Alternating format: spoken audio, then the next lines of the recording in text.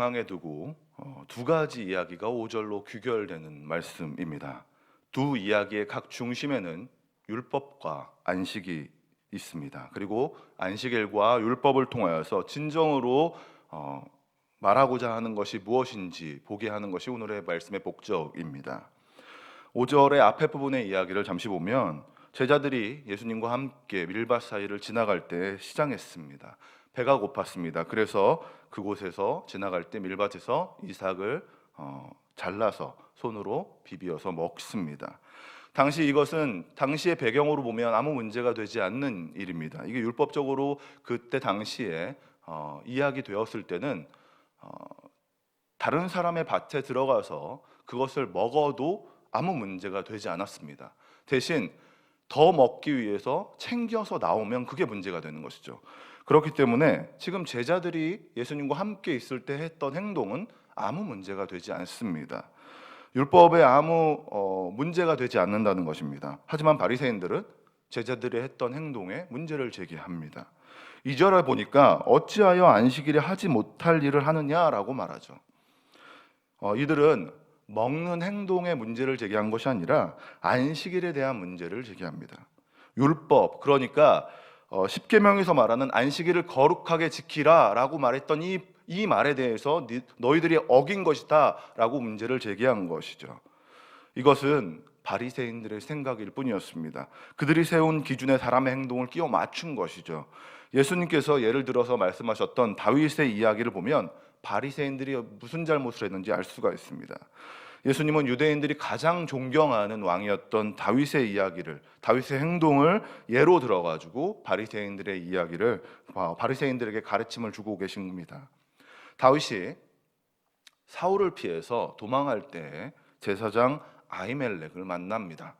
그때 그에게 떡을 구하죠. 아히멜렉은 거룩한 떡, 하나님 여호와께 드렸던 진설병만이 이것만 있다라고 이야기하는 것입니다. 다윗은 너무 배가 고팠습니다. 그래서 그것을 요구합니다. 아히멜렉은 여호와 앞에 너가 성결하다면, 너가 거룩하다라면 이것을 주겠다라고 이야기합니다. 다윗은 자신과 함께했던 소년들의 그 성결을 고백하고 진설병을 먹을 수 있었습니다. 자, 이것을 무엇을 말하냐면 절대 먹을 수 없다는 것은 거룩과 그렇지 않은 것의 차이이지 행동과는 아무 문제가 없다라고 이야기하는 것입니다. 다시 말해서 안식일을 거룩하게 지키는 것이 배가 고파서 먹는 행동과는 별개라는 것입니다. 두 번째 이야기를 보겠습니다. 또 안식일에 한 사건이 일어납니다. 서기관과 바리새인들이 늘 예수님을 주시하고 있었습니다.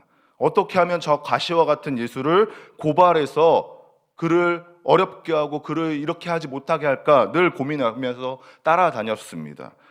안식일이었던 이날도 바리새인들이 고발할 목적으로, 그를 어떻게 하면 꼬투리를 잡을까 하는 목적으로 지금 회당에 계시는 예수님을 주시하고 있었습니다. 자, 근데 그들의 마음을 예수님께서 알고 계셨다라고 8절을 통해서 우리는 알 수가 있습니다. 8절을 통해서 예수님이 그들의 마음을 알고 계셨다라고 이야기하죠. 그럼 그들에게 가르침을 주시고자 회당에 있던 손마른 사람을 일으켜 세웁니다. 그리고 그를 고치시죠. 자, 그를 세워서 그냥 바로 고치시면 되는데 바로 고치지 않아요. 그리고 나서 바리새인들을 바라보면서 말씀하시는 겁니다. 9절에 보니까 내가 너희에게 묻노니 안식일에 선을 행하는 것과 악을 행하는 것, 생명을 구하는 것과 죽이는 것 어느 것이 옳으냐라고 묻는 것입니다. 서기관과 바리새인 입장에서는 갑자기 무슨 말인가 싶었을 거예요. 너무 당황했습니다.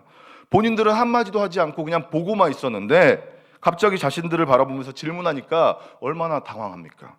그 당황하는 그들에게 예수님은 안식일이라고 해서 사람이 만든 규칙으로 인해서 선을 막는 일은 없어야 된다라고 말씀하는 겁니다. 그리고 생명을 구하는 일은 멈추지 않아야 된다라고 지금 말씀하고 계시는 거예요.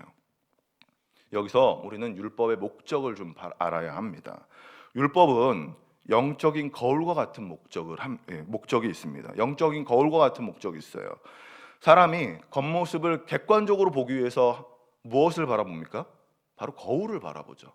바로 그런 거울과 같은 역할을 하는 것이 바로 율법입니다. 영적인 상태를 객관적으로 볼 수 있는 이 일을 하는 것이 바로 율법이라는 것입니다.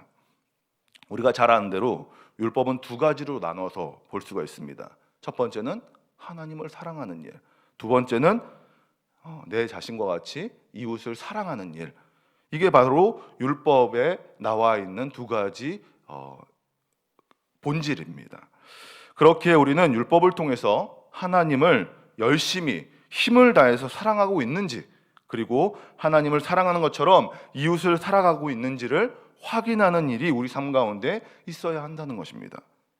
하지만 서기관과 바리새인들은 그렇게 삶을 살지 못했습니다. 그들이 만들어 놓은 기준으로 하나님을 사랑하지 못했고 또한 이웃을 사랑하지 못했습니다. 그렇게 예수님은 5절을 통해서 안식일의 주인이 바로 자신이다라고 말하는 것입니다. 이 말은 다시 말해서 어떻게 말할 수 있냐면, 내가 바로 안식일의 주인이다.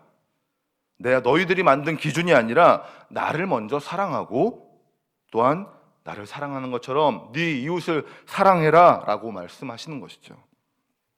우리는 살면서 바리새인과 같은 생각으로 신앙생활을 할 때가 많이 있습니다. 나의 기준으로, 나의 신앙의 기준으로 다른 사람들을 바라보는 것이죠.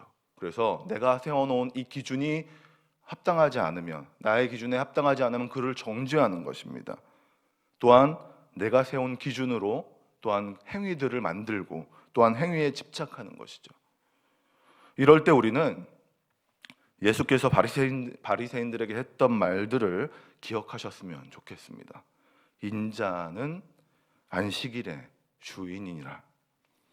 다른 사람의 신앙을 생각하기 이전에 먼저 나의 마음 가운데 있는 하나님을 내가 먼저 사랑하고 있는지를 바라봐야 한다는 것입니다.